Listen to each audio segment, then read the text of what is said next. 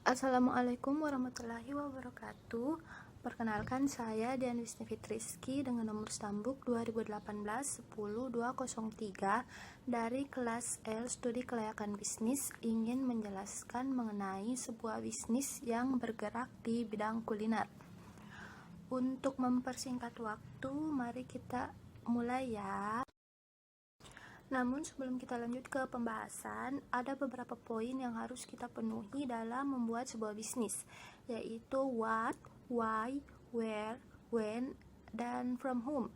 What seperti apa nama usahanya, dia bergerak di sektor apa, why mengapa bisnis itu dijalankan, where di mana bisnis itu dijalankan, when kapan bisnis itu dijalankan, dan from whom untuk siapa bisnis itu dijelaskan. Nah, ini dia yang kita mau jelaskan adalah kedai Winnie yang menyediakan berbagai jenis makanan untuk menemani sarapan pagi Anda. Jadi sudah jelas ya kalau bisnis ini bergerak di bidang kuliner. Kedai Winnie berdiri sejak 2009 hingga sekarang. Ini adalah salah satu bisnis keluarga saya yang asal mulanya itu berawal dari sebuah resep nenek saya. Nenek saya itu selalu membuat soto Banjar yang dihidangkan pada saat lebaran, dan jadi banyak peminatnya yang orang tuh selalu bilang, kapan ayo buka warung, ayo menjual soto Banjar gini. Nah, jadi tante saya memiliki ide untuk gimana kalau kita jualan saja. Nah, maka mulailah kita menjual dengan membeli sebuah gerobak kecil, dan saya yang bertugas untuk melayani pembeli dan menjualnya. Nah, di situ kita menjual daripada soto Banjar saja kan kita menjualnya pagi. Jadi kita hidangkan juga menu lain seperti bubur ayam dan bubur Manado. Untuk lokasinya ya, kita buka di Jalan Balai Kota depan TK Merpati Pos, pukul 7 sampai 12 siang setiap hari Senin hingga Jumat. Oh iya, untuk kita juga melayani pesan antar, dimana kalian bisa pesan lewat WA atau Instagram, dan kemudian kita mengantarnya via Maxim atau Gojek online. Usaha ini kami jalankan untuk para pegawai kantor yang mungkin tidak bisa sarapan pagi di rumahnya karena takut terlambat dan sebagainya. Buat teman-teman sekalian yang ingin menghadirkan menu makanan kami pada acara penting kalian seperti arisan, acara kantor, akikah, perkawinan, dan lain-lain, jangan khawatir karena kami juga menyediakan menu prasmanan dengan harga yang sangat terjangkau. Oh iya, harga makanan kami itu sangat terjangkau ya, terdiri dari 15 sampai 20 ribu saja. Demikianlah hasil penjelasan bisnis saya. Sekiranya dapat menjadi sebuah ide untuk kalian semua yang ingin membuka usaha atau bisnis baru, yang ingin melakukan pemesanan juga silahkan ya, ditunggu ya pesanannya ya, jangan lupa di order. Terima kasih. Assalamualaikum warahmatullahi wabarakatuh.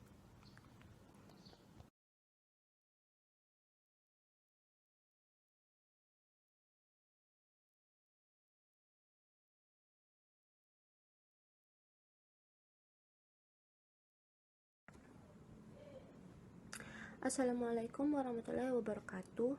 Jadi, di sini saya akan menjelaskan mengenai aspek-aspek yang terkandung dalam studi kelayakan bisnis. Nah, aspek ini akan saya kaitkan dengan tugas pertama saya yang berjudul mencari sebuah ide bisnis. Namun sebelumnya saya akan menjelaskan sedikit mengenai pengertian dari tiap-tiap aspek tersebut. Yang pertama adalah aspek keuangan. Nah, keuangan di sini merupakan salah satu fungsi bisnis yang bertujuan untuk membuat keputusan investasi, pendanaan, dan dividen. Sumber dana sendiri dapat dibagi menjadi dua, yaitu internal dan eksternal. Penilaian dalam aspek keuangan meliputi sumber dana yang diperoleh, biaya kebutuhan investasi, kriteria penilaian investasi, estimasi pendapatan dan biaya investasi, proyeksi neraca dan laporan laba rugi, dan rasio keuangan untuk menilai kemampuan perusahaan. Nah, sumber dana pada bisnis saya berasal dari modal sendiri, dan saya menggunakan dana pribadi untuk memulai bisnis ini. Yang kedua ialah aspek pasar dan pemasaran. Untuk aspek pasar dan pemasaran, kita perlu tahu terlebih dahulu perbedaan antara pasar dan pemasaran itu sendiri. Secara sederhana, pasar merupakan tempat bertemunya penjual dan pembeli dalam melakukan transaksi. Saat ini, bertemunya penjual dengan pembeli tidak harus di suatu tempat secara fisik, tetapi cukup melalui sarana elektronik seperti telepon, fax, maupun internet. Sedangkan pengertian dari pemasaran adalah suatu proses perencanaan, pelaksanaan konsepsi, penerapan harga, promosi, dan distribusi atas ide, barang, dan jasa untuk menciptakan pertukaran agar dapat memuaskan pelanggan dan perusahaan. Ada pula yang harus diperhatikan dalam kegiatan pemasaran, diantaranya yaitu melakukan analisis pasar bauran pemasaran atau marketing mix. Hal ini bertujuan untuk memperoleh hasil pemasaran yang maksimum. Kedua, yaitu pentingnya segmentasi pasar. Segmentasi sendiri merupakan strategi untuk menganalisis konsumen, bukan produk. Alasan adanya segmentasi pasar diantaranya ialah karena adanya perbedaan keinginan, kebutuhan, daya beli, lokasi, sikap, dan kebiasaan pembeli. Dalam artian, pentingnya segmentasi pasar ialah karena segmentasi merupakan faktor kunci untuk mengalahkan pesaing. Nah, pada bisnis yang saya jalankan telah menerapkan aspek pasar dan pemasaran ini, karena saya sangat memperhatikan bisnis saya dengan menggunakan metode analisis SWOT, melakukan promosi, serta berada pada lingkungan pasar persaingan semua. Yang ketiga adalah aspek hukum. Nah, untuk aspek hukum di sini kita harus tahu terlebih dahulu tujuan dari aspek hukum tersebut. Tujuan dari aspek hukum adalah untuk meneliti keabsahan, kesempurnaan, dan keaslian dari dokumen-dokumen yang dimiliki. Bagi badan usaha yang akan dijalankan, perlu mempersiapkan hal-hal yang berkaitan dengan aspek hukum, seperti badan hukum perusahaan yang dipilih, apakah perseroan, terbatas atau PT, firma, koperasi, atau yayasan. Bagi penilai studi kelayakan bisnis, dokumen yang perlu diteliti keasliannya adalah badan hukum, izin yang dimiliki, sertifikat tanah, atau yang lainnya yang mendukung kegiatan tersebut. Untuk aspek hukum sendiri, bisnis saya belum bisa menerapkannya, karena bisnis saya masih tergolong ke dalam usaha kecil yang bersifat perseorangan serta belum memiliki tempat jualan berupa bangunan dan belum memiliki dokumen apapun.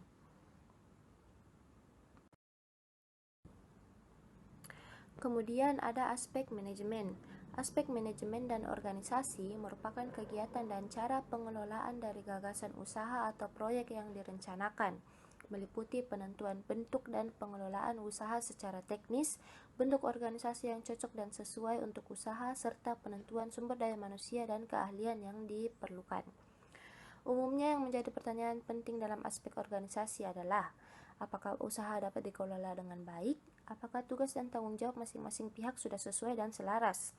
Dan pertanyaan dalam aspek manajemen yang harus diperhatikan ialah, telaah tentang kemampuan masing-masing pihak dalam menjalankan atau mengikuti alur organisasi sesuai dengan kontribusi bisnis masing-masing yang harus disumbangkan untuk mencapai tujuan. Bila dikaitkan dengan bisnis saya, pertanyaan ini telah terlaksana dalam proses penjualan dari saat proses penjualan dimulai hingga proses penjualan selesai. Maka bisa dikatakan jika bisnis saya menerapkan aspek manajemen ini. Yang kelima adalah aspek etika bisnis. Nah, di sini perlu kita ketahui bahwasanya kinerja bisnis atau usaha tidak hanya diukur dari kinerja manajerial ataupun finansial saja, tetapi juga berkaitan dengan komitmen moral, integritas moral, pelayanan, jaminan mutu, dan tanggung jawab. Etika bisnis juga merupakan cara untuk melakukan kegiatan bisnis yang mencakup semua aspek yang berkaitan dengan individu, perusahaan, dan juga masyarakat. Selain itu, etika bisnis juga dimaksudkan untuk menghilangkan ketergantungan pada sebuah kedudukan individu maupun perusahaan. Maka ada 3 poin yang harus diperhatikan dalam aspek ini, yaitu perbuatan yang dilarang bagi konsumen, fundamental etika menurut Raymond Baumhart, dan bisnis harus etis. Nah, bisnis saya telah menerapkan aspek etika bisnis ini, karena pemilik usaha mengetahui hak dan kewajiban konsumen yang menciptakan sebuah bisnis ini seadil mungkin serta menyesuaikan dengan hukum yang sudah dibuat. Yang keenam ada aspek teknis dan teknologi informasi. Keberhasilan proses produksi tidak dapat dipisahkan dengan kegiatan analisis pasar yang telah dilakukan terlebih dahulu. Analisis aspek ini bertujuan untuk memastikan bahwa ide atau gagasan yang telah dipilih itu layak, dalam arti terdapat ketersediaan lokasi, alat bahan dan teknologi atau metode, keterampilan sumber daya manusia, dan dana yang diperlukan untuk mendukung kelancaran proses produksi, sehingga dapat menghasilkan produk yang berkualitas dan dapat memenuhi kebutuhan pelanggan di pasar sasaran. Maka dalam analisis pasar dapat ditemukan, pertama, produk apa yang dibutuhkan oleh pelanggan, jumlah yang dibutuhkan oleh pelanggan, dan packaging seperti apa yang sesuai dengan keinginan pelanggan. Adapun hal yang perlu diperhatikan dalam aspek teknologi ialah pemilihan teknologi yang sesuai, struktur bisnis, teknologi informasi yang teratur, peluang bersaing di pasar global yang menguntungkan, serta mengikuti tren teknologi informasi masa depan. Nah, bisnis saya juga menerapkan aspek teknis dan teknologi informasi ini, karena ruang lingkup operasional produksinya merupakan teknis pelayanan kepada konsumen secara efisien dan memuaskan, memenuhi semua prinsip dalam unsur penentu keberhasilan proses produksi, lokasi usaha, dan metode perbandingan biaya, serta mampu bersaing di pasar global dengan mengikuti tren teknologi informasi berdasarkan zaman. Dan yang terakhir adalah aspek lingkungan usaha. Studi lingkungan usaha penting dilakukan untuk menemukan apakah lingkungan di mana usaha itu akan berdiri nantinya tidak akan menimbulkan ancaman atau justru memberikan peluang di luar dari usaha yang digunakan. Aspek lingkungan dalam studi kelayakan bisnis bertujuan untuk menganalisa kondisi lingkungan operasional, menganalisa lingkungan industri, menganalisa lingkungan ekonomi, menganalisa dampak positif dan negatif bisnis terhadap lingkungan, serta menganalisa usaha-usaha yang dapat dilakukan untuk meminimalkan dampak negatif bisnis terhadap lingkungan. Analisis aspek lingkungan dilakukan untuk menjawab pertanyaan, apakah lingkungan setempat sesuai dengan ide bisnis yang akan dijalankan, dan apakah manfaat bisnis bagi lingkungan lebih besar dibandingkan dampak negatifnya.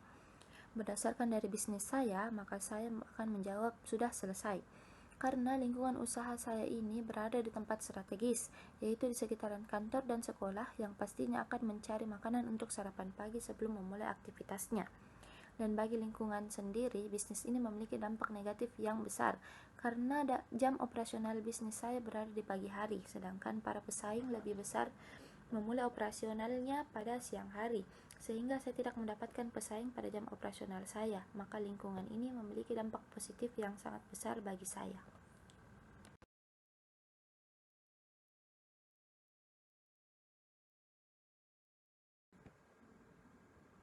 Nah, kesimpulan dari bisnis dan aspek yang saya jelaskan tadi, apakah bisnis ini layak atau tidak layak dilanjutkan? Jawaban saya ialah bisnis saya sangat layak untuk dilanjutkan. Karena meskipun tidak mencakup semua aspek yang terkandung dalam studi kelayakan bisnis, namun bisnis ini memiliki peluang yang besar untuk dilanjutkan. Karena bisnis ini merupakan suatu usaha yang sangat mudah untuk dikerjakan dan sangat besar peluangnya untuk mendapatkan banyak keuntungan. Baik dari segi aspek pun hampir semuanya terpenuhi, sehingga apabila bisnis saya dihentikan, otomatis saya akan mengalami kerugian yang sangat besar.